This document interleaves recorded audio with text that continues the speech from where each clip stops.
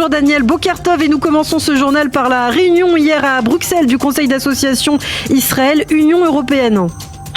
Oui, effectivement, Bokertov, Ilana, une réunion que l'on pourrait presque qualifier d'historique puisque c'est la première fois depuis plus de 10 ans que ce forum se réunit. Yair Lapid, qui avait envisagé dans un premier temps de se rendre à Bruxelles, ne s'est pas déplacé. Il a dépêché sur place le ministre des Renseignements israélien, Elazar Stern, mais le Premier ministre israélien a bien participé par Zoom à la réunion.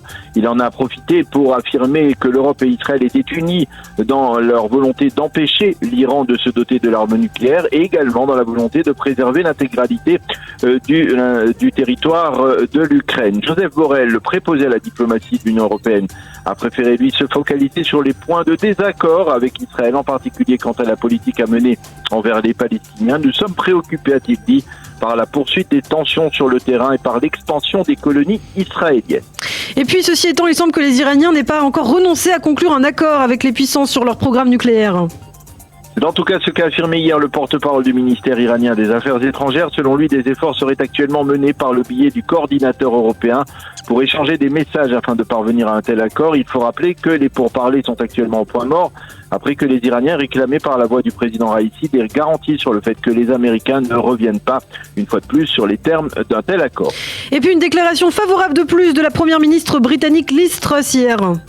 Oui, en effet, Liz Truss avait annoncé il y a quelques jours son intention d'envisager le transfert de l'ambassade de Grande-Bretagne de Tel Aviv à Jérusalem, ce qui avait bien entendu pleinement satisfait le gouvernement israélien. Eh bien, hier, la première ministre aurait affirmé lors d'une rencontre avec des amis conservateurs d'Israël en Grande-Bretagne qu'elle se définissait comme très sioniste. Pour elle, dans un monde où les régimes totalitaires menacent, deux pays démocratiques comme la Grande-Bretagne et Israël doivent se tenir côte à côte. Nous serons plus proches à l'avenir, a encore promis Liz Truss. Un mot sur l'accord entre Israël et le Liban et on attend toujours la validation par Israël de l'accord au lendemain de Kippour. Oui, effectivement, et en attendant, des voix se font entendre contre cet accord en Israël avec une déclaration de celui qui fut le médiateur américain dans ce dossier sous l'administration Trump, David Shenkar. Celui-ci a affirmé que dans cet accord, le Liban a tout obtenu, tout ce qu'il réclamait, et Israël a cédé sur tous les points. Par ailleurs, le Premier ministre par alternance, Naftali Bennett, pourrait lui aussi voter contre cet accord. Il semble lui aussi estimer que les concessions israéliennes ont été trop massives. Et puis une déclaration à forte consonance électorale de la part de Bezalel Smotrich, le leader du parti sioniste religieux.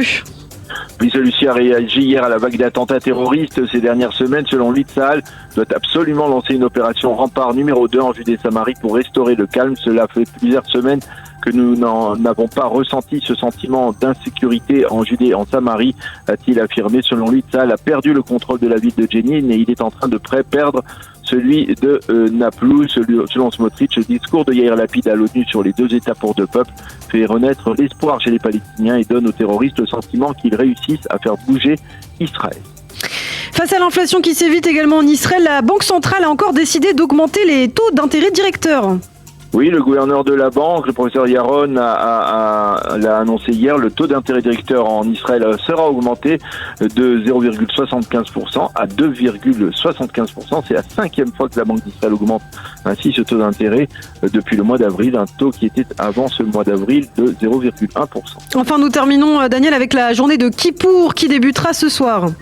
Oui, après qu'hier soir, plus de 50 000 fidèles se sont rassemblés devant le mur occidental pour les dernières slichot de veille de Kippour. La vie va peu à peu se ralentir aujourd'hui en Israël avec l'arrêt des émissions de radio et de télévision en début d'après-midi. Et les Israéliens entreront dans cette journée hors norme de Kippour marquée par l'arrêt total de la circulation et par le flux de centaines de milliers de fidèles dans les synagogues. Les forces de sécurité israéliennes seront en état d'alerte maximale pour éviter tout attentat ou tout incident qui pourrait troubler donc cette journée de Kippour.